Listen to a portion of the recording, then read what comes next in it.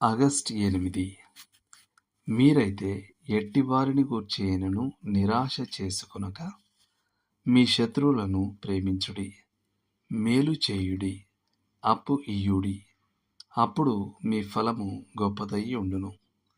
మీరు సర్వోన్నతుని కుమారులై యుందురు.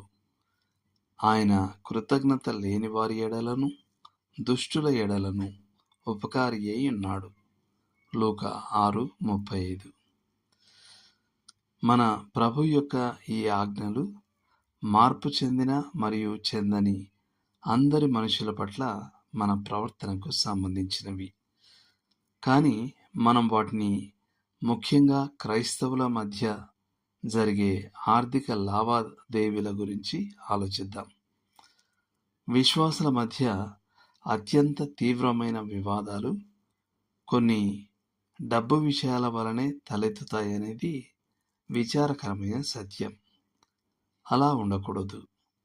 కానీ దురదృష్టవశాత్తు డబ్బు తలుపులోంచి లోపలికి వచ్చినప్పుడు ప్రేమ కిటికీలోంచి బయటకు వెళ్ళిపోతుంది అనే పాత సామెత ఇప్పటికీ వర్తిస్తుంది. విశ్వాసుల మధ్య అన్ని ఆర్థిక లావాదేవీలను నిషేధించడం ఒక సులభమైన పరిష్కారం కావచ్చు. కానీ నిన్ను అడుగు ప్రతివానికిని ఇయ్యుడి, మరియు ప్రతిఫలం ఆశింపక అప్పు ఇయ్యుడి అని బైబిల్ చెప్పినంతకాలం మనం అలా చేయలేం. లూకా 6:30 మరియు 35 వచనాలు.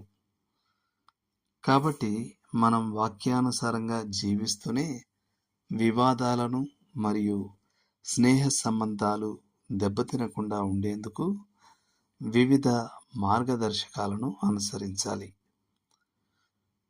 నిజమైన అవసరత ఉన్న ఏ సందర్భంలోనైనా మనం ఇవ్వాలి. ఆ బహుమతి బేషరతుగా ఉండాలి. అది సంఘ సమావేశంలో మనకు ఓటు వేయడానికి కానీ, మనం తప్పు చేసినప్పుడు మనల్ని సమర్థించడానికి కానీ, అవతలి వ్యక్తిని బాధ్యునిగా చేయకూడదు. మన దయతో ప్రజలను కొనుక్కోవడానికి ప్రయత్నించకూడదు. అడిగే ప్రతివానికి ఇవ్వాలనే ఆజ్ఞకు కొన్ని మినహాయింపులు ఉన్నాయి. జూదం, మద్యపానం లేదా ధూమపానం కోసం ఎవరికి ఇవ్వకూడదు.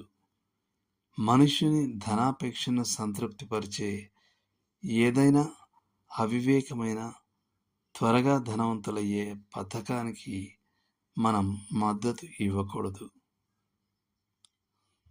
మనం ఒక మంచి కారణం కోసం అప్పు ఇచ్చినప్పుడు ఆ డబ్బు తిరిగి రాకపోయినా పర్వాలేదనే భావంతో అలా చేయాలి.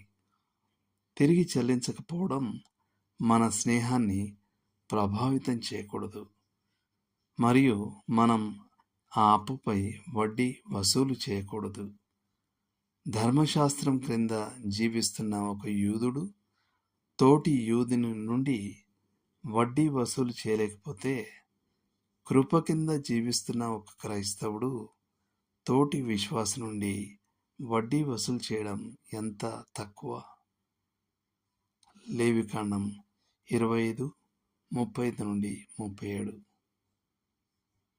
అవసరత నిజమైనదో కాదో మనకు ఖచ్చితంగా తెలియని సందర్భం ఎదురైతే సాధారణంగా ఆ అవసరాన్ని తీర్చడానికి ప్రయత్నించడమే మంచిది. మనం పొరపాటు చేయవలసి వస్తే కృప వైపు పొరపాటు చేయడమే ఉత్తమం. ఇతరులకు ఇచ్చేటప్పుడు దానాలు స్వీకరించేవారు దాత పట్ల తరచుగా ఆగ్రహం వ్యక్తం చేస్తారనే వాస్తవాన్ని మనం ఎదుర్కోవాలి. ఇది మనం చెల్లించడానికి సిద్ధంగా ఉండాల్సిన మూల్యం.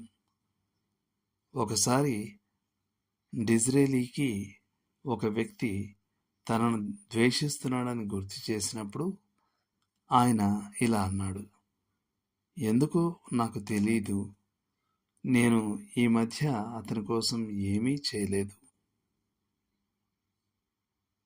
దేవుడు మిమ్మను దీవించును గాక.